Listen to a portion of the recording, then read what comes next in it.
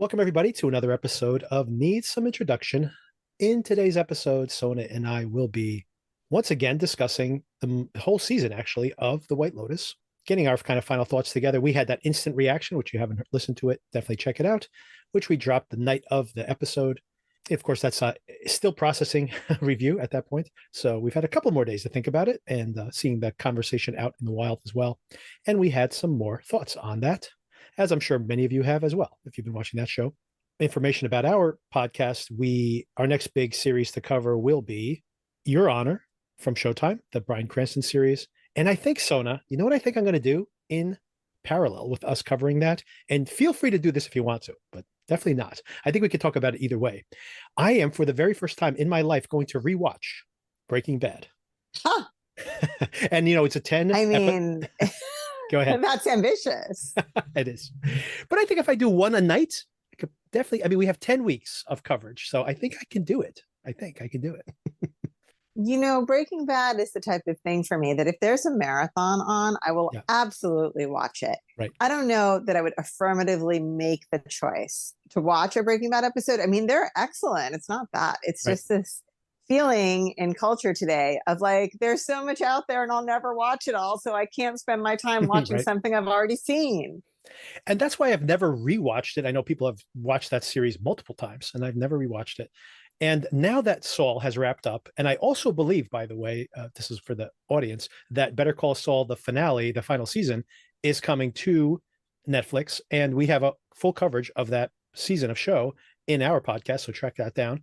But once again, now that I could theoretically, if I wanted to, this is extremely ambitious, rewatch Better Call Saul as well, but I will not do that. But I would just think about rewatching Breaking Bad in the context of, hey, I'm already watching this other Cranston show. Obviously, this is what made his reputation.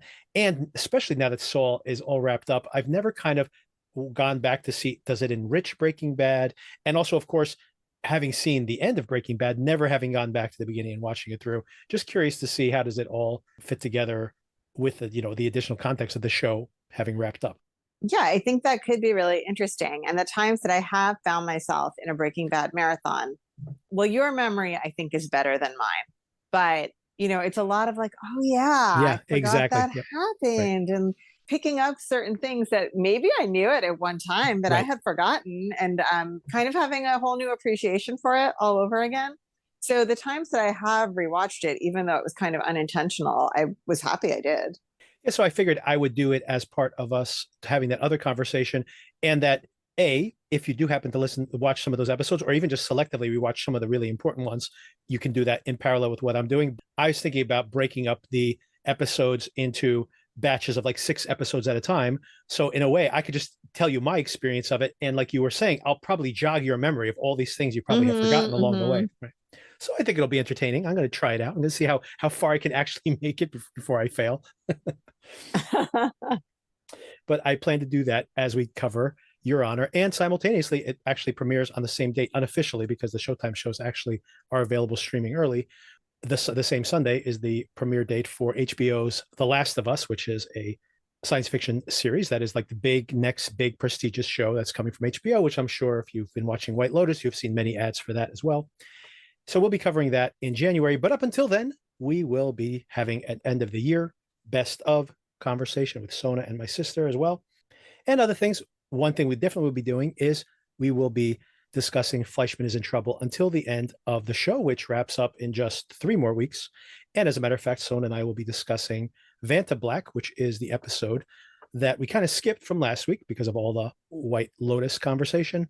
And then I, by myself, will be also discussing this week's episode, which is not available yet at the time that I'm recording this, because, of course, it's the holidays and Sona's got plans, because that's how it is. Life is going to be chaotic for the next couple of weeks. But we will try to get some of this content out there. Fleischman's wrap-up is on the 29th, which, once again, may be very difficult to get that episode out, over that weekend. But after the new year, if not on time, then a few days later, I'm sure you will hear our conversation there as well. I'll also be having other reviews for the new Avatar film, which is coming out this weekend, and I'll be watching in a movie theater, Sona, with my 3D glass, my goggles on, my 3D goggles on. Only way to see that movie in IMAX. That's the way I'm going to see it. And you got to do the whole experience if you're going to do it at all. I understand that. I wouldn't do it at all, but I understand that. Right. And we'll also be discussing the Glass Onion, the new Knives Out sequel, which I have already Mhm. seen in a theater, but is coming to Netflix next week, and we'll have Okay, that don't conversation. brag. It wasn't that hard to do. I mean, you just had to walk into a movie theater, although it was only for like 7 days. So that's like It's very hard to find the time, man. true. Absolutely. Absolutely. It was I mean, it was the Thanksgiving weekend. So there was some downtime. Mm. And yeah, and some other things I will definitely be reviewing as well. Sona, are you interested in this White Noise movie, the Adam Driver film? Oh, I don't know anything about it. It's Adam Driver and Greta Gerwig, written and directed by Noah Baumbach, and based on the Don DeLillo novel. You had me until Noah Baumbach. Oh, by the way, just a quick Jesse Eisenberg's big breakout role was in Noah Baumbach's The Squid and the Whale, which I very much like. You probably don't like that movie if I read you correctly. No, I mean, if anything, when I watch Fleishman in Trouble, Fleishman is in Trouble, I think this so easily could have felt like Noah Baumbach, and I'm so Yes. happy that it doesn't. Did you like Marriage Story? I think that I know people Nah. who, really? Oh, wow. See, we really like that one. And I also am a very big fan, a little less abrasive than some of his other things, in my opinion, anyway. The Meyerowitz stories. Have you seen that one? No, I haven't. You might want to try this one out. This is like all about family dynamics. It is Adam Sandler, Dustin Hoffman, Emma Thompson's in it. She's very, very funny in it. And what's his name? Of course, Ben Stiller. Sorry, Ben Stiller. Hmm. Oh, and Adam Driver in a small role there, but he has worked with Baumbach multiple times. Anyway, so that's available on Netflix. Also, those are all Netflix releases. Baumbach's been working with Netflix pretty consistently for the past few years, and I am very interested, having loved Marriage Story, by the way. Very much looking forward to this, and curious to see this kind of unadaptable Don DeLillo novel being adapted to the screen. I've heard the reviews are very mixed, but it sounds like it's right up my alley, so we'll have to wait and see on that one. I will wait and see what you have to say. You will probably skip that. Yeah. Oh, did you hear that one of the guests drowned at the hotel? Do you know who? No, it was crazy. They found a bunch of dead bodies on a yacht, too.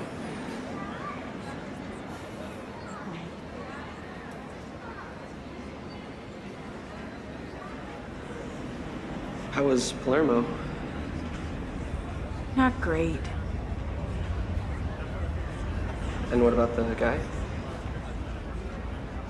He's deranged. Oh. Yeah. And what about the girl, that... Oh, yeah, she played me.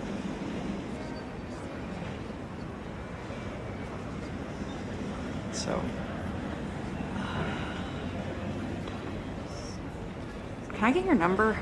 Yeah, sure. You could just put it in. Yeah, and give me yours. Yeah. All right. So where do we want to start our conversation? Maybe we discussed it in connection with a whole other TV show. But anyway, I think it's a good conversation. Who is your favorite and who is your least favorite? Wow. It's hard to say my favorite of these people, given in a way, like I have empathy for so many of them, but then they all are so flawed in so many ways. So let me think. If I had to pick a favorite, if you have one, I'd like to hear yours while I have a clear favorite. And this is so funny to me because this actually came up in my office today. Someone saying nobody on this show is likable and I need someone to like in order to watch a show, which I've never felt that. I'm fine with disliking everybody as long as they're interesting. Same. To me, my clear above and beyond favorite was Daphne. And when I said that, I got some strange looks. And then I thought, okay, I thought it was so obvious that everyone's favorite would be Daphne, but I guess everybody doesn't feel that way. I really grew so fond of her as someone who has a lot more going on than you would originally think, and someone that is smarter than you would think. And I think that maybe there are two schools of thought on Daphne. One being that she is a victim, and despite her protest, that she is not. Right. And she is, doing all these things to convince herself to stay in this relationship and that she's not a victim. And isn't that sad? Right. I don't see it. I almost feel like it's an empowering thing that like she's made a choice, that she has her eyes wide open although she chooses to shut them at times. Right. But she knows the situation she's in. She's not unaware. And she has done the math on which side of this equation she wants to be on. And every day she makes a choice to make that work and find a way to be happy. Is anybody really truly leading the perfect life? Right. There's no perfect life that has no downsides. I mean, maybe somewhere out there, but I have not met that person. A lack of self-awareness can lead you to think you have a perfect life, I think. But any self-aware person can see complications usually. It's just the nature of human existence. She has made choices to create the life that she wants for herself. And I do think that Cameron's decisions cause her some pain. I don't think she's in denial about that. But I think she is making a choice to find a way to live with that in a way that makes her content enough, satisfied enough, happy enough. It's so complicated for me to pick one of these, to be honest with you. I've literally pulled up the cast and looked at eyeballing these people as I'm talking to you. To your point, at the beginning, I was not a fan of Megan. I like the performance. I mean, amazing Daphne. Performance. I'm saying her name. Megan Fahey playing Daphne. Mm-hmm. I think the performance is incredible. Love the performance from the start. She was such a type, and I thought that would be what we were going to get throughout the show. But then it got much more complex. And I do agree that in the middle of the show, I probably would definitely put her near the top of my list. I tell you, I kind of soured on her, especially in this last episode, not because she may have hooked up with Ethan, but because has this very pat philosophy that she kind of espouses again in this episode. It felt like she was another version of Cam. Let's say some of these conspiracy theories that she's been having an affair for so long that she actually has this child, which may not be Cam's potentially. And maybe that's some of the animosity we see where Cam is annoyed multiple times to have to FaceTime with these kids. Maybe he's aware of this fact, right? And if this is all some passive aggressive way that she manipulates Cam, because he's probably a terrible person, the show is very much ambiguous about all of this. But if it is to that extreme, then she is being a toxic person to Cam and then smiling her way through it. And that curdles that thing that I found appealing about her in the middle of the season. As far as performers go, I think she did an incredible job, making this a very, very complex character. But everybody's so complex here. This is going to sound really weird, but maybe if I had to pick a favorite, because everybody has disappointed me in so many ways. At the beginning, it was very much like Mia and Lucia. Maybe Mia still kind of escapes without much tarnish. But Lucia at the end, once again, I was really rooting for Lucia. And then at the end, I'm just like, man, that was pretty messed up, right? That, not necessarily what she did to Dom, but what she did to Albie, I think is kind of cruel in a way, in its own way. Well, speaking of Dominic, what about a redemption for him? Do you see that maybe? It's incredible that we've spent such a relatively short amount of time, especially with such a big cast. We spend minutes every single week with them. And I honestly can envision an entire life with each one of these people. Like, there's so much complexity to them. I can imagine how they are at home, the different personas they are with their kids, with their wives, etc. And this is all like defined in these characters, and it speaks to the performers, and it also speaks to the richness of the writing. But to that point, I feel like, once again, judging Dom, on the surface, it would seem like maybe there is a redemption arc there. I think about all of those men, all three of them now, all turning their heads, looking at that girl, and I'm just like, hey, men turn their heads. That's not the end of the world. But I'm just saying, in the context of the show, I think there's something very explicit being shown there when all three men turn their heads at the exact same time, right? Like, there's more commonality there. And it also made me think about, now that we're a little off topic, but I'll just finish this thought. It also made me think about, in that moment, how we had talked about these different characters having kind of parallel lives on the show. And I think we see all of that in the finale once again. But specifically, we see that whole multi-generational thing where I'm sure that Dom, for many, many years, thought he was a better version of his dad, but maybe he's just a younger version of his dad. And I'm sure that Albie was like outraged by his dad's behavior. And now that he's kind of learned, oh, wait, sex is transactional, maybe he is just on the same path, hiring hookers when he goes on vacations because, hey, he had a good time, right? And and maybe he's just on the same path. And maybe that's what we're seeing there with those three men all acting in accord. So yeah, I'm not sure if there's a redemption arc. I mean, I think there'll be a reconciliation in the near term, but do you think that is a true corrective for him? I think we did see a couple of scenes where the repercussions of his actions really seemed to be affecting him. And I think he was understanding that what he lost wasn't worth it. Right. I don't know for sure, but I would put the odds at 50-50, Yeah. which is not bad. I think that's what's interesting about the writing. It puts everybody, except for poor Tanya, it puts everybody like in an ambiguous place, in that you're not sure what the next thing is. And it can all go 50-50. It's like, I think we kind of all know these people now, and we all appreciate the circumstances they're in. We've probably all been with lower stakes or higher stakes, depending on our lifestyles, that we've had similar occurrences, or we've known people like this. We sympathize with them, empathize with them, but they're all at crossroads, right? I don't think that this one trip is gonna, it's not like traditional TV logic where it's like, and now it's happily ever after. There's always more complexity to it than that. But anyway, going back to maybe my favorite is Harper. Maybe she's the most unpunished in this whole thing, possibly, just for the fact that maybe to her detriment, she hasn't changed that much over the course of this. I could relate to everything she did in the show throughout. It doesn't make her likable all the time, even if there was this flirtation and possibly more with Cam in that final episode. And it's what she required to wake her husband up out of his stupor. I was like, okay, I can understand that too. Like, she was just fed up with the whole situation. She's basically saying, you got to give me something. And if that's what it took, well, that's what it took, right? But what do you think happens to those two? Do you really think it just took this kind of dalliance and now happily ever after? Once again, talking about like symmetry in the show, I think it's very interesting. I only thought about this in preparation for this conversation. What does that shot mean the last time we see the couples in the airport? I counterpointed it to the dinner.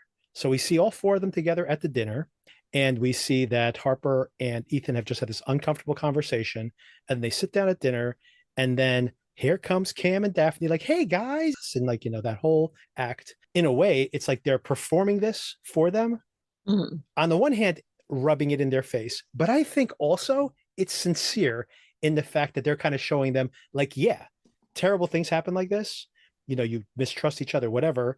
And then you just smile and act like it didn't happen. And then you get through it. They're showing them some behavior to model, possibly.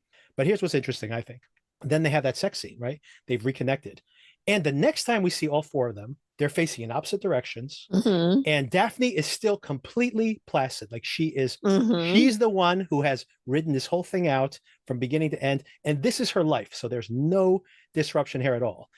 Cam, he's stroking her hair, but he seems vexed. He looks confused. There's something that's troubling him. But then camera comes around and we see Ethan and Harper, and they are like in love again. Like, this is the closest we've seen them this entire trip. So, because it's as if this trust that they had between themselves and all of this, when whatever happened or didn't happen, they've reconnected in a way. I mean, honestly, what's troubling about that is we don't even know, is this a pattern for them? We're only seeing them for this period of time. Has this happened in the past? Or does that imply that they are on a crash course destination with Cam and Daphne? Because maybe Cam and Daphne's relationship was like this 7 years ago too. And now that has become a routine that is playing out. So once again, I can't help but think about not only how it's performed, but just that visual of it, like how, you see them like so boldly, like showing up at the table, like, hey guys, and then like, and then at the airport, they're like literally facing in opposite directions, right? And like, it's as if now truly Ethan and Harper could care less what they're doing right now, which is, to their credit. But in a way, it kind of feels like maybe some of that power has moved from the other couple to them, but it might be a very negative turn of energy. So did you have a least favorite character? Well, as I've said many times, I'm not really a Jennifer Coolidge fan. So there's that. But did you think it was a bad character? I mean, and beyond like the persona and everything, what did you think? I just wasn't interested in this character. But actually, I think the character I disliked the most was Portia. Yeah, I figured. Get it together, as Jennifer Coolidge tells her. Exactly. As far as paralleling characters there, I mean, there definitely is I think it's not a surprise that those are the two characters that annoy you the most, because they are like two characters in parallel, right? It's like going back to saying, about, are we seeing someone like an earlier time in their lives? It's Yep. like, this may be the same thing, what we're seeing here. To Portia's credit, though, and I agree, she's an irritating character. I think she played the part well, but yes, she's definitely. Yeah, no problem with the actress. I agree. For me, I'd say that I don't think it's my least favorite character, but I would say that the character that I understand the least after all of this, and maybe intentionally, by the way, is Ethan. With everybody else's character, you know how I said, like, I can imagine a biography for all these people, like what led to this point. I can easily invent a course of events that brought them here. Ethan's like a black box to me. And once again, maybe it is purely all we see is that frustration. He's just constantly putting up a wall and sucking everything down and feeling like he has this chip on his shoulder. And even now that has all this money and success, he still is completely unwilling or unable to lower his guard. Maybe that's the point of that character, but I just feel like I had no idea what was going on inside his head at any time, which once again, maybe is the intention, possibly. No, I think you make a good point. We don't get very much insight into him at all. And I mean, if anything, it's kind of like, why would anyone want to be with you? I mean, I know he's recently wealthy, so there's that. But previous to that, like, has he shown even a spark of personality at any given time? I don't think so. And kind of on the other side of this is not my favorite character by any stretch of the imagination, but I would say the performer in a slew of great performances here across the board, by the way. I wouldn't be surprised, just like last year where the entire category was all 5 actresses and 3 or 4 of the male actors as well. Like it could very well happen again this year. But I would say the person who surprised me the most was the actor, Leo Woodall is his name. I do not know anything about this actor who played Jack. Oh, he was very good. Yeah. And what I would say is like so surprising about that is, he shows up as this like himbo at the beginning. And I'm pretty much like, that's it. He's just this like, I like to have fun. I like to, be like a soccer troll, like that's his thing. That's just his shtick. And then, he kind of shows some dark sides, whatever. But that is still pretty much rote. What impressed me the most is the moment in the car in the final episode when she confronts him with that, and he just goes cold. And to be able to just turn it off like that completely was really surprising to me. I'm like, wow, I'm sure it's on the page, but like to pull that off, to just literally just go dead and just become a different person in front of your face. I was like, wow, that was impressive. I thought even earlier in that day when they're in bed together in the hotel, waking up, and she's talking about her phone being missing and all of that, I thought he really conveyed a very intimidating darkness in that scene where they were in bed together as well. Her back was to him, so she couldn't see his face. But you could see in his eyes something very dark going on. Yeah, that's very surprising, especially when the way you get introduced to this guy. But I mean, it's these are all incredible actors. The guy who plays Quentin, great, and coming in late. Someone else said this in an article I was reading. Just if you're going to write a show in the future, halfway through a show, just introduce 2 or 3 like really, really charismatic characters that have not been there from the start. It's just like, hey, freshen it up, bring in some new people like halfway into the show, right? And even little characters. I mean, I thought like Rocco. I love Rocco. He's like says 5 words the whole entire show. I just love his energy. He just seemed like a puppy dog, right? Yeah. Great cast. Anything else we want to talk about? The comedic timing of Jennifer Coolidge, of Tanya's last line to Quentin. Oh, yes. About whether Greg was having an affair. Yes. I mean, get your priorities in order, Tanya. It's about survival. How insane is that, though? That moment is so great. And there's a couple of moments like that in the finale. Think of what just has happened. Realizing that she's about to die and then kills multiple people. And her only concern is, was he cheating on me? That's all. I need to know. Quentin doesn't even answer. He's just like, what? Well, the blood is coming up out of his mouth, which we all know is the last thing that happens before you die once you get shot. So yeah, the bag she grabs that Niccolo brought, like someone described that it was all the murder weapons in Clue in one bag. There's like a candlestick holder in there. That's funny.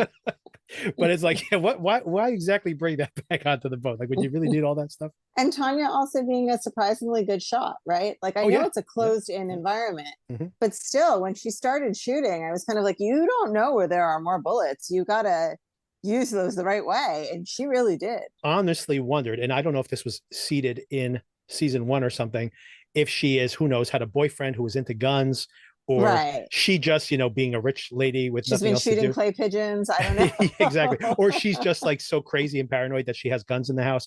What I thought was interesting is when she grabs the gun, I'm like, oh my God, the safety's on. And she looks for the safety on the gun before she pulls the trigger. And I was like, this woman's got some gun experience. I don't know. I don't know where that came from, but that's pretty interesting twist. They probably were not expecting that to be the case. So, but poor Tanya, alas. Yes. I also am not a huge fan of her in general. She brings a certain energy. She can become too much, like becomes the show Yes. or the movie that she's in can all end up being too much about her.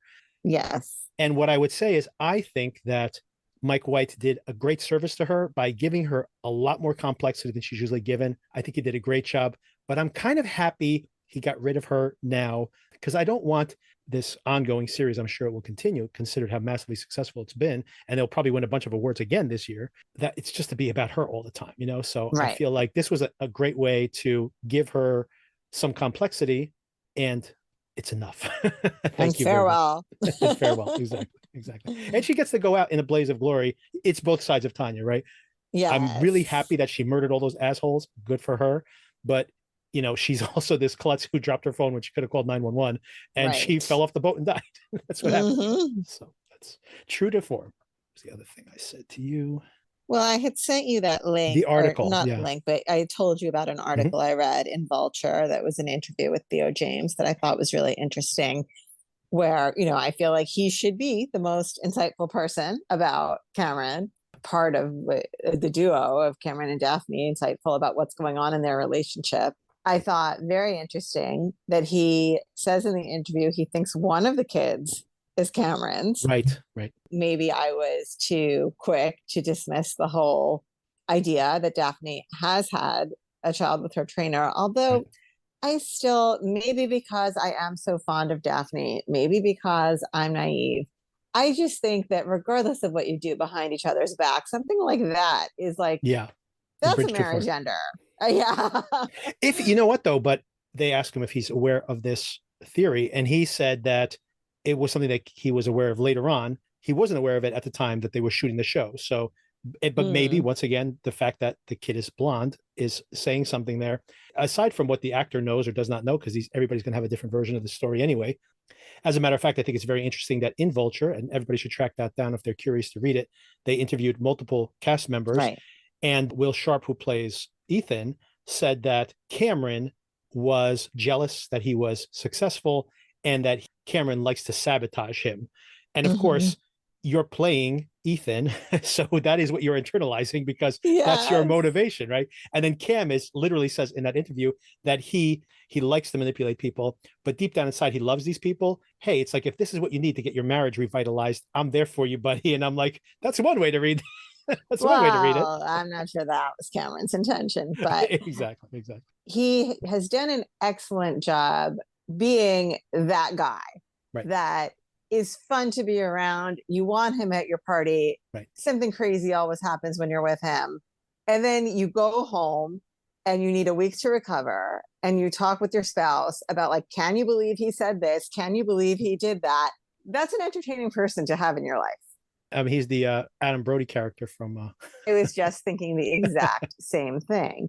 First of all, it doesn't help that he is very traditionally good looking, right? You can get away with a lot more when you are traditionally handsome. If he was some kind of ogre, people would not put up with a lot of this crap. Also, he makes the point in the interview, which I had noticed in the episode itself and forgot to raise it because there's always so much to talk about with these episodes. Lucia is talking about wanting her money. He says, money is the one thing I have. Right. Meaning that Cameron thinks about himself, that like this is the main thing he has to offer. And he doesn't really see himself as having much more than that anyone would be interested in, which is, I think, very insightful. Like, that line was written for a reason. I thought that was really an interesting point about who Cameron is and his, insecurities. There is a level of insecurity deep down inside, and Daphne knows what buttons to push, even as he disproportionately responds to these little slights. his ego is so fragile that he needs to retaliate when he feels like he's lost any amount of status at all. And interesting, like you said, he mentions the fact that money's the one thing he does have, and it gives him insecurity because it feels like maybe it's the only thing he offers. You would think that maybe he would have an opportunity to really strengthen a relationship with Ethan, considering that now Ethan would be significantly richer than he was. So money would not be an issue with them anymore. But now it's a threat because he exactly is not the one with the most money. Exactly. And I think interesting too, that when Harper calls him an idiot, he just kind of looks at her blankly. Yes. Right? Like most people would have some sort of reaction to being called an idiot by someone that you don't know all that well, or that might be exposing something you did that you don't want other people to know about. But he just looks at her blankly like, yeah, I kind of am. Yeah. By the way, that's the tell that Will Sharp mentions in character and out of character. That's when he knows that. And by the way, I think Mike White also said that this is the tell that she gives when she calls him an idiot. We are judging that maybe Ethan's overreacting. And I do read it that way, by the way, still. However, you could look at that and say, he knows his wife. He's known her for many, many years. And then he knows that, like, she'll say that in the room. The guy's an idiot. He's a moron. I don't want to talk to him anymore. Yes. But she wouldn't say that to someone's face. I think the way it was described was that she was physically attracted, but morally repulsed by him. The fact that she is feeling that at that moment, because maybe she was intimate with him in some way, or wanted to be at least, that now she suddenly is just like, you're disgusting. She has license to say it now, right? Which I think is what Ethan is picking up on. And do you want to circle back to whether we think that happened or not? Are we talking about Cameron and Harper or Daphne and Ethan? Actually, let's do both. Yeah, but let's start with Cameron and Harper. Again, maybe I'm naive. I think it happened more or less how she said. Do I think it was like a chaste kiss? Right. Where they stood with their bodies 1 foot apart from each other? No. right? Like that's, yeah. There is some groping or whatever, but do I think there was full on oral sex or anything like that? No, I don't think there was time, first of all. Right, exactly. Just practically speaking. So maybe overthinking it, but and you have to assume at that point she is intentionally trying to get a reaction out of Ethan, and she knows her husband to the extent that she probably knows he is fuming right now. She's seen it visibly. If she suspects that there's even a 50% chance that he's going to come storming into that room, is only going to let things go so far. She's not going to be like in mid coitus when he comes walking in the door. Right? So what I kind of came around to after thinking about it after our conversation, it probably was relatively little, just some heavy petting maybe, and like groping and stuff. She wanted to, like in that moment where she was maybe testing the waters, she actually wanted it to happen. And maybe that's why she's uncomfortable when she's being questioned by him, because she, maybe when he said, this girl kissed me, and he thought about it. But I think that in his situation, there was no chance he was going to actually have sex with Mia that night. And I feel like Harper was, in her mind, maybe she wanted it. And even if it was relatively the same, amount of physical contact, and that's what she's feeling so uncomfortable about at that moment when he's questioning her. Well, this almost ties into Fleishman. Yes. And that idea that was introduced of like, when someone has an affair, they're really trying to get back to the person that they were before life and the monotony of everyday life and all of that kind of beat your spirit down a little bit. Yep. And, maybe she was feeling like, I want to recapture that. I want to recapture feeling wanted. Right. I want to recapture someone feeling passionate for me. And, that makes sense given what we've seen of Ethan and her. And he is the person that's the most available. I mean, either that or I guess go into town and get one of those Italian men that's, glaring at you. Which probably wouldn't be hard to do, by the way. Probably not. But, at least Cameron is a known quantity. Exactly. It's a little less suspicious to just be, I'm going to stay at a hotel in town tonight. It's like, what are you doing? Well, I'll be back tomorrow. Just don't ask questions. Right. I can see that dimension of it as well, that, Harper has had it up to here as it is. And now Ethan has done this thing with the condom wrapper and the lying, and she's just hit a breaking point. Right. On the Ethan and Daphne side, on their retaliation, what do you think happened there? Have you revised your initial thoughts? Everybody seems agreed that something happened out there. So I guess I need to admit that something happened out there. Right, exactly. I think everyone who watched the show seems to think something happened. Right. I think the people involved in the show are saying it is being deliberately left open to interpretation. Even Mike White. Yeah. He's saying, well, something happened, but something happened could be like whatever. They had a deep conversation about it. Yes. Maybe my fondness for Daphne is overshadowing it as well. That, I want to like her, and I don't know if I would like her less if she did this. But also I come back to, I understand that it would be a revenge thing. I do get that. And I think the Harper and Cameron thing is a revenge thing too. Right. But there was just beyond zero chemistry between Daphne and Ethan. Right. There was also beyond zero chemistry between Harper and Ethan. Exactly. So I don't know why I'm letting that be the determining factor. But it just doesn't feel to me like there was any tension there. Although the sex scene between them was actually hot in that last episode. And I don't mean that it was hot in like, like softcore porn. The performers seem to be connecting there in a way that we have not seen in the show. So maybe to that point, like where you're saying you don't feel that chemistry, maybe that is the problem, that there has been something lost there, because we do see it there in the lovemaking and then immediately afterwards as well. Agree. So yeah, it's fascinating. And I think all these things are left to interpretation. What I think is so incredible about the way this show is written, even in season 1, I know you didn't like season 1 as much as I did, and I saw all the flaws you said, but I was just so impressed in being able to pull this off, because it has the same strengths. It has more weaknesses than this season. This is a better season, I completely believe, but it had the same strength, which is the fact that these are characters that you're seeing just moments of their lives and you feel like you know them. And more importantly than that is we can have this conversation, disagree fundamentally on what did this person mean when they said this? What do you think the relationship between this person and that person is? We could disagree on all those specifics and they're left ambiguous, but we probably have the same sense of the person itself. So he's done this incredible job of defining the characters through their actions, even when we really don't know what actually happened. Incredible writing and directing. I think as a director, season 1 was beautiful to look at because of the vistas and stuff, but more interesting visually. Although all those episodes would have been 5 minutes or shorter at least, with like less slow-mo shots of like the water and the all rolling that ocean. or the water running in reverse in this. But I say that jokingly because I actually think that's all beautiful. But it did make the episode very long. I think it was like an hour and 15 minutes long or something. And 8 minutes of it at least were shots of the waves. Ocean shots. Yeah. Oh, and the last thing I want to mention to you is season 3. They are going to start production on the show within the next few months, and it will deal with death. That will be the big theme. And it will also deal with religion. It's going to take place in Asia, and it's going to apparently deal with all these different ideas of death, which, of course, with Western tourists and their views on religion and death in the culture shock with this Asian culture that they're going to be entering into. Are you interested in that? My number one fear in life is death.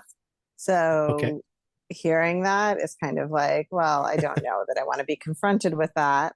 I mean, certainly it's a fascinating topic and I'm interested in seeing the context, because I'm assuming it's not going to be simple black and white and it's going to be a little bit more complicated. It's already something that I try and actively avoid thinking about. So you have a whole show that forces you to deal with it on a day-to-day basis.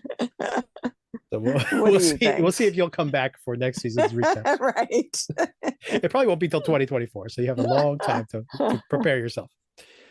All right, so let's talk about the 5th episode of Fleishman Is in Trouble. He's not really in that much trouble this week. Well, no. Depends on the Fleishman you're talking about. His daughter's in a little bit of trouble this week. Well, I am getting legitimately worried about what is going on with Claire Danes, because I don't think this is normal behavior for the character that we've seen.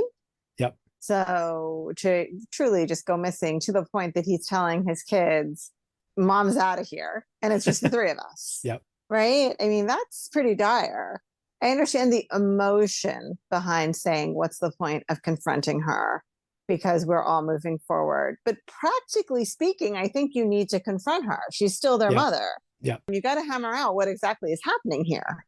I get it emotionally, but practically, I don't think that's a decision someone would make.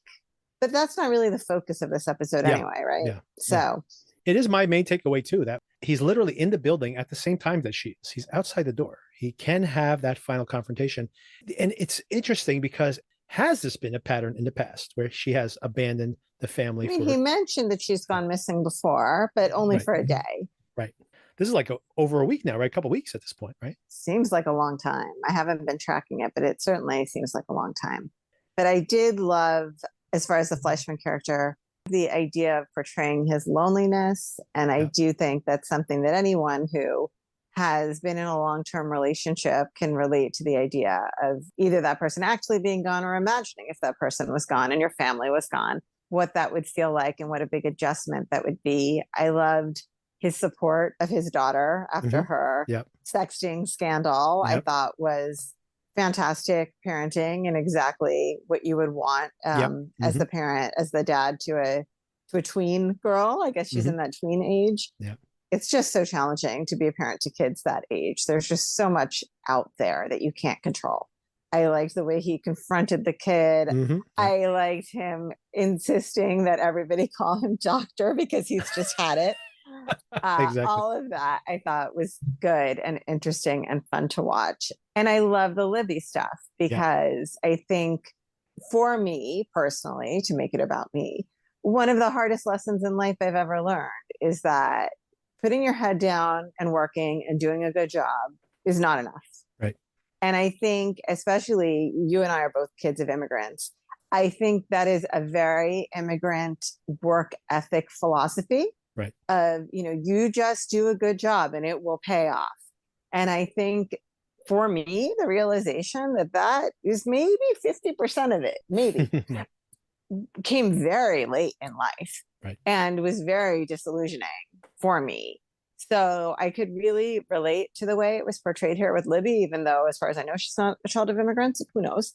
But, her idea of like, I'm just going to grind away and take everybody's crap and do all this work. And eventually they're going to see that I'm talented, that I can do this, and they will reward me. And realizing that reward is never coming, I could see why that was devastating to her. And I thought it was very well done, the way it was portrayed. Especially because I think that she falls prey, true to people of her generation, or basically our generation. She wanted to be the cool girl, right? Like kind of going back to that whole Gone Girl definition of what the cool girl was. I love that. Yes. And that the whole idea that she wanted to go work at this men's magazine, and like she idolized these men who were just like, kind of these rebels, and she felt like, I'm hip, I can be like those guys, because she wasn't idolizing feminist theory or something. She was idolizing these type of men. And then, like you said, it's that she feels like such a fool, like she literally says it. She discovers that she's kind of the token girl, who's the cool girl. She's always around, she puts up with all their crap. They don't seem to be rude to her or anything, but she's never going to make it as one of these guys. Total surprise to see Christian Slater do this performance here. Same. She goes to get her book signed, and she's like saying, "Oh, I'm the one that works there, and I work at your, in your offices." And he's just like, "Name, all right, next," and doesn't even get it right. Right, exactly. Right, and she's just realizing, "Oh my God, like I cannot believe that this is what I've been aspiring to," without even seeing that I had made no progress in years. And I think we've all felt that at some point in our lives, that you feel like you think, you're running on that treadmill. And you keep thinking, like in your mind, you've convinced yourself that I'm on the next rung of the ladder. I've made it to the next rung. And then you look back and you're like, wait a second, like, I think I've fallen behind. What happened? Exactly. Very interesting. And like, I think I mentioned to you, maybe on mic or maybe off, I think this is probably the most autobiographical episode, this section, based on the writer Taffy Brodesser-Akner, because she used to work at a magazine and do celebrity profiles. And she worked for Vanity Fair, I think. She, like Libby, also left her job to raise a family. And unlike Libby, or maybe that's what we're seeing the creation of right here, she eventually does indeed write a novel. She wrote this book itself. And then Taffy Brodesser-Akner, this author, eventually wrote this very book about the dissolution of a marriage from the perspective of a man. She makes a joke about it.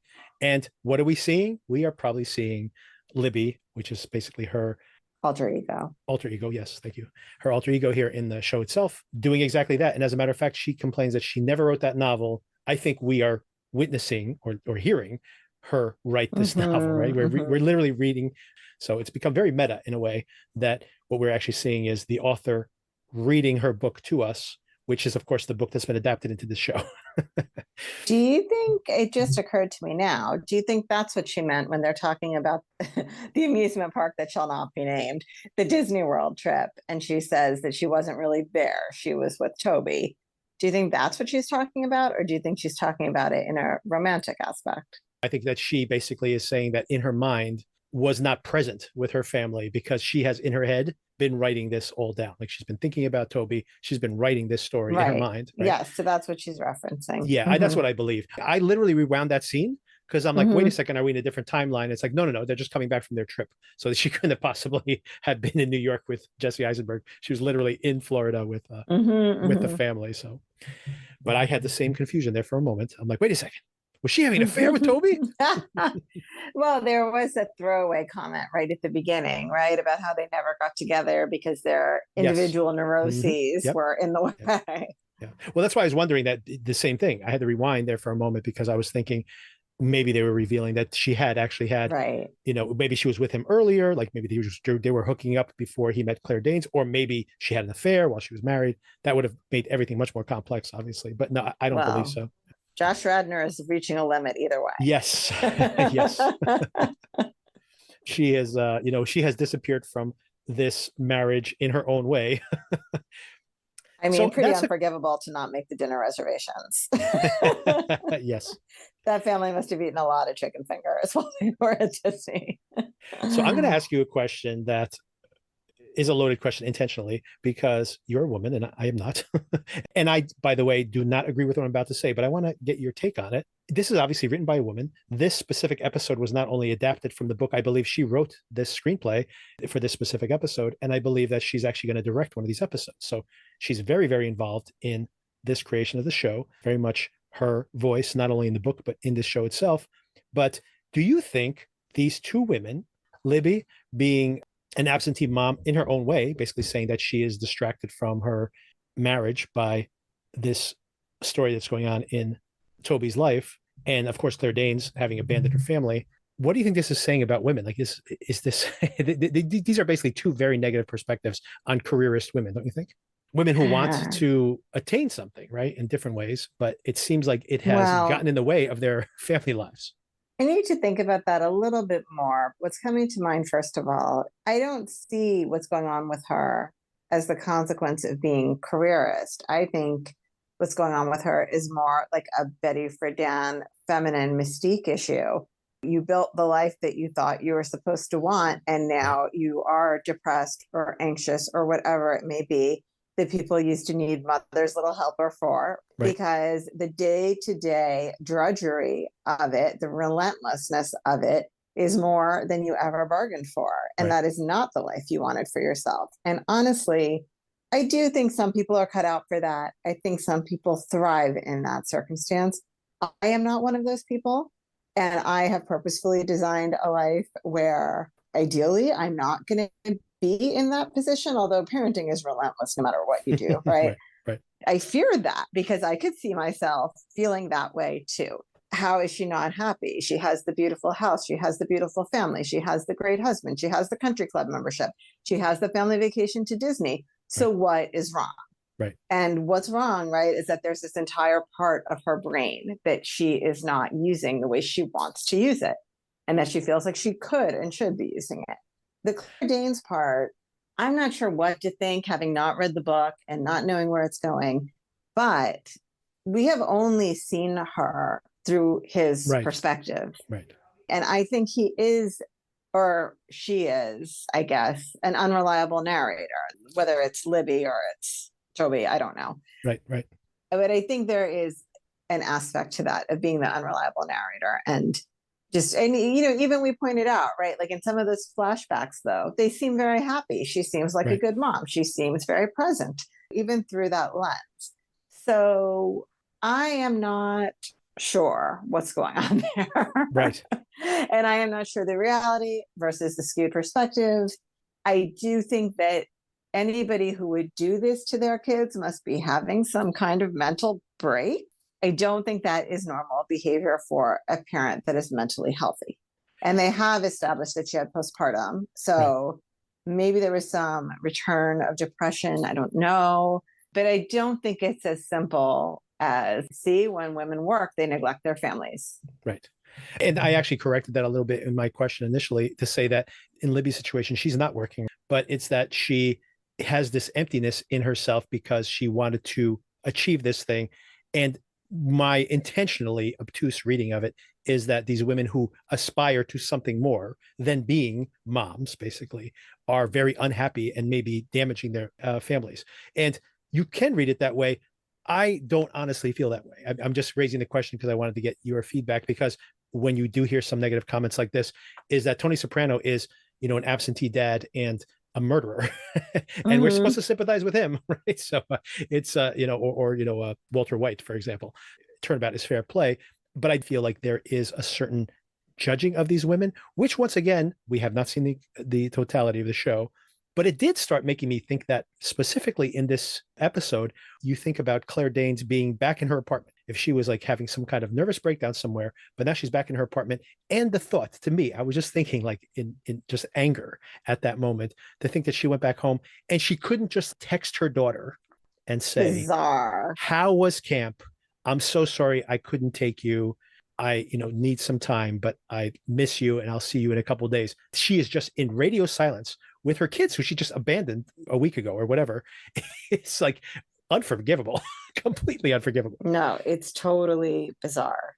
It's going to be very hard to turn to make that pivot and be sympathetic towards her. Although I am pretty sure that with Claire Danes being in the cast, I should say, that she would not have a bigger role. And I think that we have to assume that there's going to be a perspective change. And now she's been on some odyssey that we are not privy to at all right now, but I'm sure we're going to discover more about it in the next few episodes. There's only 3 more episodes. This is something that I'm usually pretty hyper aware of, being a woman that works full time and is raising her child in an environment that many would say is actively damaging my child. Right. But I'm not getting that here. Not yet. 3 things I want to touch on in this episode before we wrap up. 1, the title is Vanta Black, which is that. Yes. Which, if you've ever seen it in real life, it is truly shocking to see. Like no light reflects off the stuff. I didn't know it was a real thing. That's so interesting. Oh my God. There is a whole building. You can find YouTube videos of it. There's a whole building that's painted in this thing. It is like you're looking into a void. It's terrifying. That's upsetting. Even in a video, it's terrifying. But if you go to the museum and you see something painted in it, it's like an emptiness. It's not like you're looking at a black object. It's like you look across the room and there's a hole in the middle of the room. It's like, it's truly terrifying. It gives you existential thoughts looking at it. And that's exactly what happens, which I've never seen this giant wall. I can only imagine how intimidating that must be to have such a large area painted with this. And I love the fact that we see Toby try to go see it himself. He can't. And then he takes the family, and it almost this beautiful moment where he says he's not afraid anymore because he had his family with him. And then of course they had to undercut it by the son basically has a panic attack and has to escape it. Maybe if you're afraid of death, Sona, maybe not the exhibit to go check out. Honestly, I wasn't going to say it because now it just seems like I'm really off my rocker, but I'm also afraid of the dark. And so this seems like the worst combination. Oh my God, possible. it is so dark. Like you can't believe how dark it is. Like it's nuts. It like absorbs light. It's like a black hole. Yeah. But it's not only at this museum, by the way. It's just a paint you can buy, even if you wanted to. It's extremely expensive, but you'll usually go to museums and they'll have some area painted with it, and it's just incredible to see. The second thing I wanted to mention was we find out about the girl that he's hooking up with and the reason that she can't go out and have breakfast with him. Apparently she like basically has to continue to pretend she's still married to a famous right-wing TV journalist of some kind. And then we get the whole backstory of it, right? That she's hooking up online, and I mean, she is married to this person, but they have a completely non-sexual relationship because he's gay. And it's part of his the morality clause for his job. Yeah. So that's the situation. I was just like, we were speculating, like people just have weird dating things. People, yes. And I honestly was like, that's the story. It's like, no, well, there is a whole backstory. Yeah, I didn't question it. A very complicated backstory, by the way. The last thing I wanted to talk about there as well was the crazy night out with Cam. Yes. With Seth. Yes, Seth. Can I tell you, I too, in my law school days, went out to a bar and somehow found myself in the back of a bakery getting bread. So it really resonated with me. Those are just stuff that happens in New York when you're out that late. Just crazy I know. things Well, happen. at the time I was with people that I didn't, friends of friends. Right. And they were the people that led us there. So I thought it was like this one-off thing that these guys knew this bakery where you could get bread at 3 a.m. But now seeing this television show, I'm wondering if maybe everybody gets drunk and goes to this bakery. And I just was not aware. Yes, I loved how it was like 8 different nights wrapped into one. Yeah. Once again, just so funny to see these kind of counterpoints in people's lives. Toby's like, this is what life could be. Yeah. And Seth's like, that's a Monday for me. Yes. Just a Monday. That's what happens on Monday. Although he lost his job, importantly. Yes. And he's keeping it from his girlfriend. Mm-hmm. He may make a lot of money, but he might spend a lot of money. So we don't know how long he's going to be able to keep that under wraps. I'm really interested to see where the story goes. I mean, part of the reason that I wanted him to confront Claire Danes so badly was because I want to know what's going on with her. Everybody stay tuned because I'll be breaking down the next episode right now. But Sona will be joining us again next week. And I honestly don't know what we'll be talking about. Probably Fleishman again, possibly the Glass Onion movie. Maybe. It all depends when we can record it and what's available at that time. It all depends when I get done with my 50 holiday tip envelopes. Exactly. All right. So thank you, Sona. Thank you. Enjoy your Christmas parties. Thank you so much. And we'll touch base soon. Great. Take care. All right. Bye-bye. Bye. You can't treat your husband that way. I'm sorry, you're interested in me suddenly? You want to talk about me? I don't know what that means. Oh, it means that usually you're only interested in talking about yourself. No, that's not true. It's kind of true. Oh, wow, you now too. Okay, sorry, I didn't realize I was so negligent. I didn't say negligent. I said it was true. You only talk about yourself. I lost my job. You haven't asked me how I'm doing. Oh, yeah, you would tell me, man. God, that is really not a great philosophy for friendship, pal. Okay, well, let's just chill out. Toby, Yeah. You've had too much to drink. You're a bitch, but we love you anyway. Oh my God, do I actually deserve this right now? Honestly, like after listening to your problems nonstop for 2 months. Nobody asked you to do that. You asked me to do that. No, I didn't. Sure you did. And you don't know anything about my life. Nothing. And you don't know anything about anything. I know you're married to a pretty nice guy. Yeah, well, what do you know about marriage? Honestly, what do you know about life? Like, you have punted every decision that a person can make. And why do you get to do that? Because you're handsome? You're rich? Okay. You get to live forever? You know what, fine, don't believe him, but believe me, if I was Adam, I would be, like, done with you. You're going to give me marriage advice. You are. All right. So I was originally going to cover this latest episode of Fleishman Is in Trouble by myself because Sona was unavailable. She has a Christmas party and then the weekend's chaotic. So it's like, well, to get this thing out this week, I'm going to have to record it on my own. But then Celia decided to, she has been watching Fleishman. So I'll maybe just get your general opinion, Celia, of Fleishman up until this point, and then talk about this current episode, which I just finished watching. And I got to say, I got a little emotional there at the end of this episode. This is a great series. That no one is watching, by the way. That's crazy. Yeah. Everyone should be watching this. Yeah. Some of the really interesting things about this series, I figured out like right away in my own head. All of a sudden, I realized that the narrator, Libby, right? she's narrating the entire series, and almost like what he does is affecting her perception of her own life. Yep. So you're getting two completely different people's views on what's happening. And I also like that the Fleischman character is flawed. So no matter how sorry you're feeling for him, he does do these things that are like, oh, I don't know if you should do that. Not that he's a villain. He definitely is not, but he's not perfect. And I have not yet seen the backstory of his wife. Yep. So I'm excited to see that. Yeah. I want to see what is going on in her backstory that makes her the way she is. But the two of them together, like, you sympathize for both of them. And I do like that. It doesn't villainize women.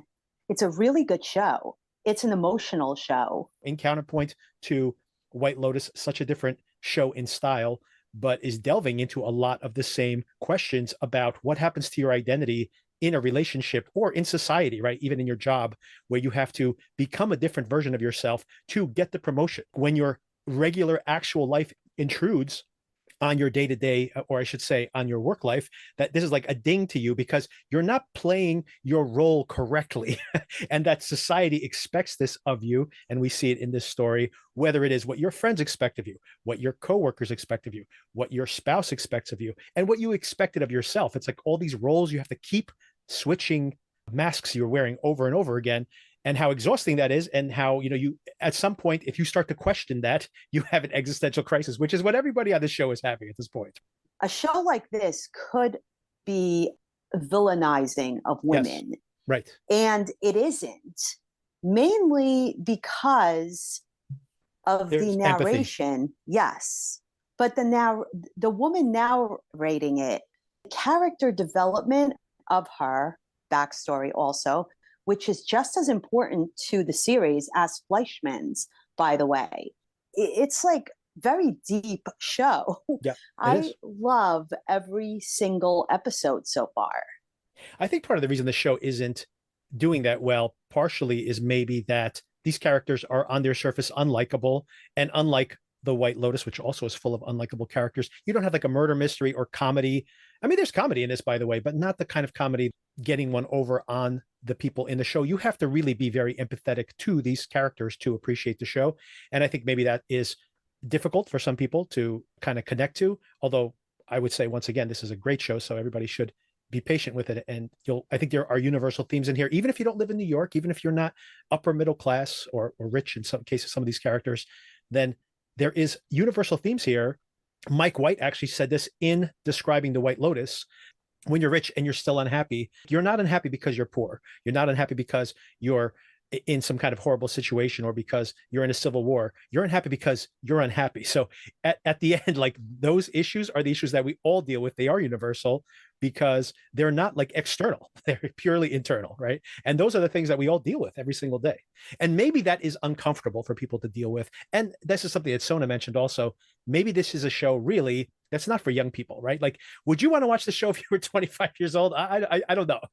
Although I love it at my age now. So, but I mean, I think that maybe it is something that we can appreciate from our perspective, but maybe it is more of a limited perspective. I like that they focus on this universal-ish problem, and then also kind of point out that, what do you have to complain about?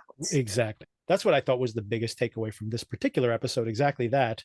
When Libby says it's not the fact that she's unhappy with her husband, she had been fantasizing about this other relationship she had, and maybe that would have been a better life for her. And then when she sees what actually happened to this person by tracking him down on social media, they just became an accountant and moved to the suburbs, and he married a school teacher. So they have the same basically mundane life. So she was fantasizing about some alternate life for her, and that life would have been even more mundane and staid than the one she has. It just made her even more depressed in her own circumstance. She's missing the longing she used to have when life seemed limitless. And that is something that I think we all feel, right? We are all making these concessions when you settle into a job, or when you decide to have kids, or you decide to get married. These are all concessions you make in the options you have in life. And we can be very happy with those decisions and still miss the person we were. Of course, we all deal with that. And that's what this show is about. Everyone in the show has some sort of regret, or they do things that are spontaneously out of character almost. It's like, you were really this person inside, but now it just came out in this moment. Like when he hits on his coworker. Yeah. Like, that's a giant faux pas. You just don't, Yes. don't do that. Right. Yet he does it. And he understands right away that he screwed up because he's going to get in trouble for it. But had she gone along with it, he would have been fine with it. Right, exactly. So these are complicated characters with fantastic storylines. And I like the way he is with his kids. He is very attentive to them. And part of it might be because there is no one else to take that responsibility off his plate. He's stepping up to the plate there. But what in his wife's background, or what is her real reason for just kind of leaving him in this situation? because that's a very extreme situation. Oh, yeah. No communication. Right. Sona and I were talking about this, that the show is, I think, incredibly empathetic. But when you see these two women who are basically on the verge of abandoning their family to some extent, right? One literally does. The other one talks about going on entire vacation and not being mentally present the entire time. So this abandonment that women who have any kind of greater desire for self-fulfillment or career fulfillment, one wanting to be someone creative, one wanting to run a large business, that could be seen as very anti-woman in a way. And I'm waiting. I don't think the show will in the end land that way, that I'm waiting for that pivot once we get to see Rachel's story, which I am certain we're going to see. You do not hire Claire Danes to do 5 scenes in a show. She is definitely going to be a bigger part of this show at the end. And we'll see that Toby, we see it here in this particular episode, Toby can be very selfish and very judgmental. So maybe we see more of that. But all of that being said, this is unforgivable, right? What she has done. It is, absolutely. I am very curious to see, like, what in the world made her think she could even do that. I wouldn't even like contemplate this, Right. knowing that I can't do this, not text my kid back. So how is she able to do that?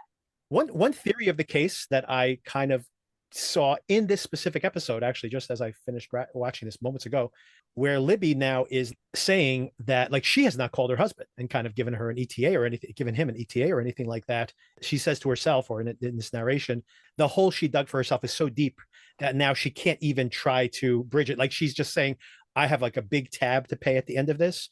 So she doesn't want to deal with it now. That made me think, well, maybe that is what we're seeing with Rachel, right? Where Rachel says, oh my God, at first she can't respond. She's just having some kind of mental crisis. And then she finally wants to respond. But then she's like, how do I possibly explain myself?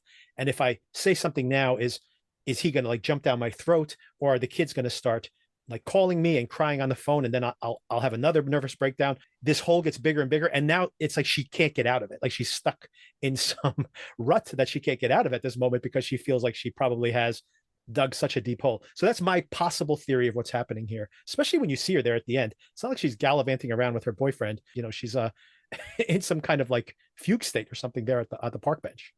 I'm just watching the two of them together, in the background flashes, and their relationship is very passive aggressive. Oh yeah. Like, he is clearly not on board with everything she's doing, and he Right. hates her friends. Yeah. During this, he does exactly the thing he detests. Like, he's like, call me doctor. It's Right. Dr. Fleischman.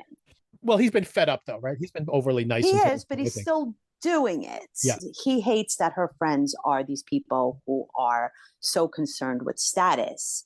And she does not like that he's not ambitious, or he doesn't support her the way she needs to be supported. And then also, he's a bit of a narcissist, and Oh, his yeah. friends point it out, Right. where they'll say just something casual, and he did it to the coworker too. Right. When she's like, oh, it sucks to lose. He just decides to come around and just unload on her Yep. completely. So And then just the fact that she's polite, he's suddenly like, oh, she's into me. It's like, yeah, okay, then he okay, becomes entitled buddy. Yeah, right. to do what he does, which is so inappropriate. But he's like that with his friends. He Right. will go on and on and on. Like when they went to a picnic, he just kind of plants himself down, takes over the entire picnic, and talks about all his woes like the entire time. Right. So when they try to tell him something, he becomes impatient with them because he doesn't agree with what they're saying. He's not hearing them out. But he's like such a nice guy also, Right. that the empathy is overwhelming for him. The And I think- situation he's in is awful. But everything's a double-edged sword.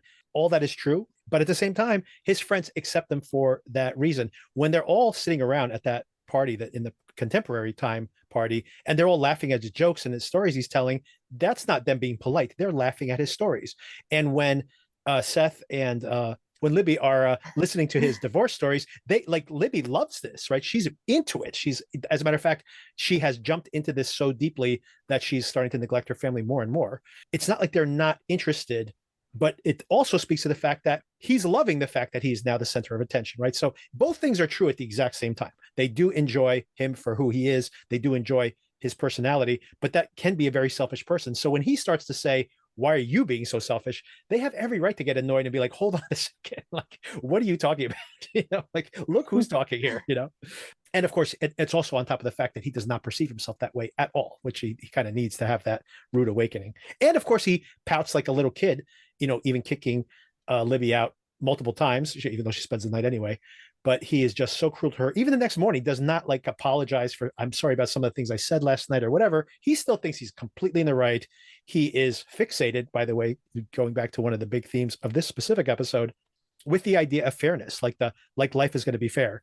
And I think that's one of the main takeaways here, that the idea that somehow life owes you something, when all these people that you're waiting for them to give you some kind of reward, they have all their stuff going on too. No one's walking around giving you stuff and he's like, I never asked for that promotion. I just expected I was going to get it. No one's going to give you the promotion if you don't explicitly ask for it.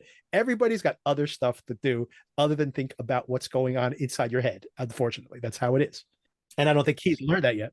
No, there are a lot of people out there, and they're not self-aware enough to know why maybe they have angered someone else, because in their head, they're like, I do everything right. I always look out for other people, and I'm super unselfish. And a lot of the things that they do really are all this. They're not seeing, the other parts, like when they're coming off as impatient or narcissistic or just no empathy. Like when he goes and speaks to the man whose wife is now brain dead, yeah, he was so into his own head and his own problems and his own frustration that his reaction was not someone who, really understood this. And he should, because he has been around patients this whole time, and that's all he really wanted to do up until he wanted this promotion. He's speaking to this man almost like, these things happen. He expects this person to be completely rational at that moment when they just found this out. And then, of course, the other thing is that the guy starts talking in its own way, like mirroring in some ways, in a more extreme way, what's happening inside of Toby. The fact that he says, this isn't fair. Like, this happened to my wife. I need to talk to your manager. Like, as if that is people's reaction oftentimes. I mean, my wife works in medicine, and this is the patient's reaction. They're like, your father's going to die or something. And they want to be like, so what do we do about it? There's nothing you can do about it, right? But no one wants to hear that. So they're like, they think that they can talk to the right person and they'll fix this problem. What's interesting is that Toby hears him say that this isn't fair. And it's like that infects him. Instead of empathizing with this person who, like you said, he's probably been in this circumstance before. He deals with liver transplant patients, many of them eventually, I mean, all of them will eventually die. So he has seen this, some similar circumstance before. And instead, when the guy starts talking about how life is supposed to be fair, Toby internalizes that, going like, wait a second, they're not being fair to me. It's like, this person's losing his wife. His wife is brain dead. And you're thinking about how life is unfair to you. So that's immediately his reaction. Yeah, he's annoyed that this guy is not accepting the fact that his wife is Right. brain dead. I have other things to do. Accept this already. Everyone's flawed. Even Lizzie is flawed. She has a really nice life, and I get it. Right, It's what you said before about, you always kind of wonder, had I made this decision, could I be here? Which would be so ideal. Everything seems ideal until you get what you want. Right. And then you just want more. Right. Or different. Right. Right. Equaling more in some way. Is anyone ever really happy or satisfied? And then if they're in this somewhat not satisfying situation and then something happens, is it the end of the world really? Right. When because you break it down, and this happens to everyone. I'm not trying to normalize it because everyone has a different experience, but it's a common experience. Breaking up, getting divorced, feeling alone, your husband bores you, so-and-so's annoying, I didn't get a promotion. Life is not fair. It is what it is. Some days are fantastic and some days are not great. But these people are in a pretty good state, right, that they're not satisfied with, and then have these breakdowns when something is off or something is happening that they cannot control. And that in itself is a very, very entitled personality flaw. These characters are all flawed, but I think flawed in the same way that we all are, for all the reasons you just said. The simple fact is, I think it is the human condition to want something and then long for it and then be unhappy because you don't have it. And then to have it and say, I'm not happy with this. This is not what I expected. So it's like, it is our condition. So we have to accept the fact that that is the game, that is life. And that's literally what she starts saying at the very end there. She's someone who refuses to accept that yet, right?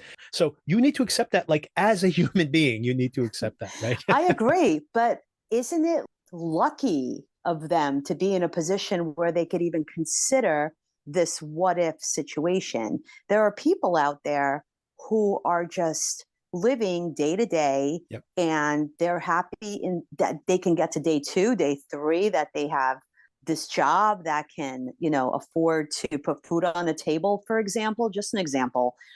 To be in a situation where you can just be like, I want a whole new life. What if this were to happen? It's almost like a luxurious experience to be able to contemplate this. There is a curse of having plenty as well. And it's not only because you can burn out on your choices, it's also the fact that, for example, if you look at all the suicide rates across the globe, that people who live in agricultural societies, basically people who like raise their food and eat the food they make, or live in war zones and actually have the risk of like saying, like, I need to hustle every day to let my children survive, to put a roof over my head, to literally thatch the roof when the storm comes through. Those type of people, they literally have a suicide rate of nearly 0. And in some places, they don't even have a word for suicide. It doesn't even exist in the culture, because you're so busy like trying to get by every single day. You don't have time for this. And like you said, it is a luxury. It is a luxury to wallow in your privilege all the time, to the extent that you're like, I got everything I want, but it's not perfect.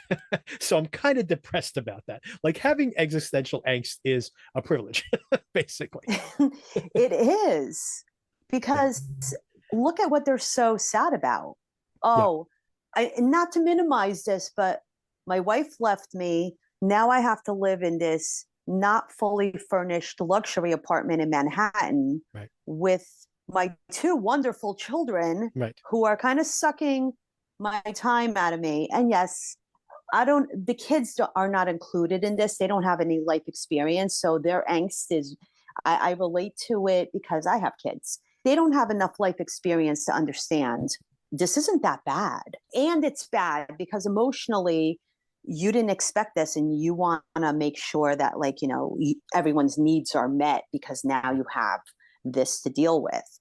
But it's like, oh, I didn't get a promotion, so now I only make $300,000 a year. Oh, my kids have to live in a less luxurious apartment because my wife, is missing, and my husband is really nice, but I kind of am bored by him, so I'm going to be passive aggressive to him, and he's just annoyed for a good reason, I'm thinking, from what I could tell.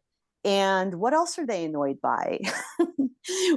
But I love this show. I love this show because this is normal. Yes, this is normal. Right. That's what I was going to have these moments too. Yeah, of course, of course. I have the luxury, and I do. I have the luxury to complain about stuff that not everybody would complain about.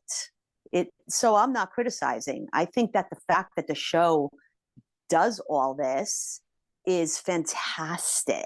Yes, I agree. It sounds like we're getting negative on the show there at that point, but I wanted to just reiterate exactly that point. We all deal with that. We all do. You should be happy with the things you have, but there's all these cultural expectations. What will the neighbors think? What will my family think? We were planning on this vacation. Now we can't go. The kids will be disappointed. The kids, want what the neighbors' kids have. It's not saying that there's a right or wrong. It's just saying this is what it is, right? And these are people who are dealing with all that. You look at Fleishman, the terrible circumstance he's in is like, what? Because he has to raise his kid? Welcome to the real world.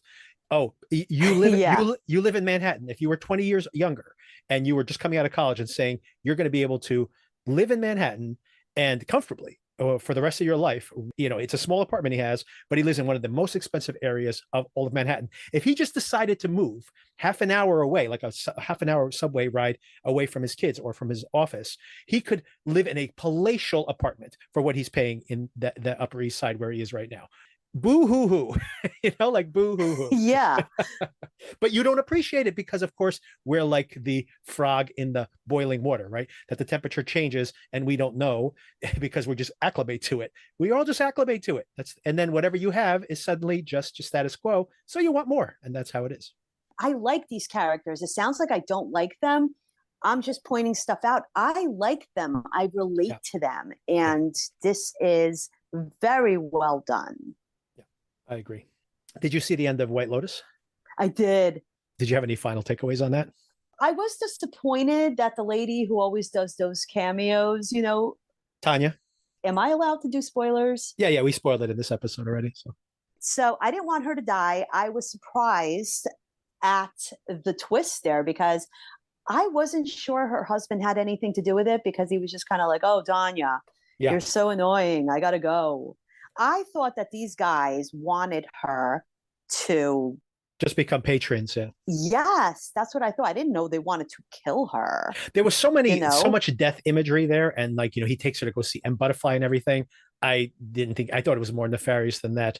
But the Greg thing was a whole twist there at the end. But then as soon as I saw that picture last episode, I was like, oh my God, it's, by the way, on the internet, people have been speculating this. And I'm like, and I was saying, yes, I thought the exact same thing, especially when Quentin had that story about that straight guy he met years ago, the only person he ever loved, blah, blah, blah.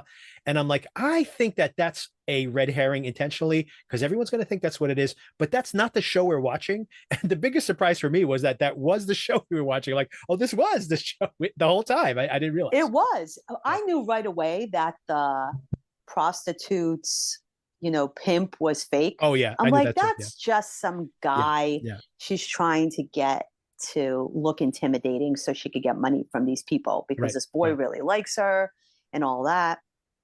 I thought it was very entertaining. I don't know how to go too deep into the White Lotus because I don't think, in my opinion, that it's that deep. I think it's like more like a fun fantasy. Who is going to do what next? Show, with beautiful backgrounds. So it's not like how I feel about Fleishman. I disagree with that. I think that on the surface, White Lotus is exactly that type of show. And I think that's why it's so much more popular than a show like Fleishman.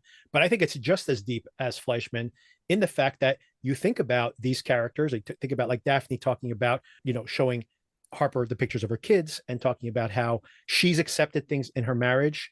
And these are the same conversations that are happening in Fleishman. It's just happening in a more entertaining way. And there's also this whole idea that in the White Lotus, that everybody has to con each other. Like the only way you can make it in this world anymore is to pull a con on somebody else. And everybody in that show, whether it's Lucia, who's overtly just someone who's doing transactional sex, everybody has to manipulate the other people around them in different ways, whether it is Daphne, renting that place out to make Cam feel like he's missing out, to activate his FOMO, to, keep that game going, to keep him interested in her, or whether it is Harper inadvertently doing the exact same thing to Ethan as well by the end. So I think that it's very deep. It's about, and these are all things that happen in our relationships also, right? But that's not to say that it's better or worse than Fleishman. I think both shows are truly excellent shows. So I love the White Lotus, but I use it as more escapism than like what you're saying, which maybe is why people are watching it. Maybe because I watch it to just be like, who did it? Oh, I can't believe she said that. I can't believe she's doing this. Oh no. That's my criticism of the murder plot being so central to the White Lotus this season, that I think if you hear the recap episodes with me and Sona, that we were only talking about these themes in the show, and they're so dense, and they parallel. Basically, everybody has a mirror in the show. The three De Rossi men are basically the three generations of the same person, basically just growing up in a different cultural milieu, but they are three different versions of the same person, just in a different time. Portia and Tanya are mirrors. Harper and Ethan are Cam and Daphne at a different time in their lives, right? So there's this, they talk about this in Fleishman, the idea of like the block universe, where everything in your life is happening at once. And it's kind of what you see there. You see all these different parallel versions of these people all in one place at the same time. So it's interesting to think about all these different parallels going on. You think about Jack and you think about Lucia and Mia. Lucia and Mia are mirrors of each other. Mia is basically Lucia before she became Lucia. And then you have like Jack is also someone who is like the dark side of them, where he is another sex worker, not only bitter and maybe dangerous, but also like uncomfortable with the situation he's in. And, you know, we only see a little bit of that at the very end of the show. Anyway, my point is that my critique of the ending, as entertaining as it was very entertaining, by the way. I feel like the conversation became so much about that, like who did it, who's going to die, blah blah blah. It like cheapens all the other stuff that was going on a little bit. What I thought was less of that case in season 1, because that was not really like a plot. It was just kind of like an accidental death there at the end. So not to spoil season 1 if anyone hasn't seen it, but death kind of comes out of left field rather than this, which they really leaned into it. They made it into like almost a murder mystery. That's how I felt about it. Yeah.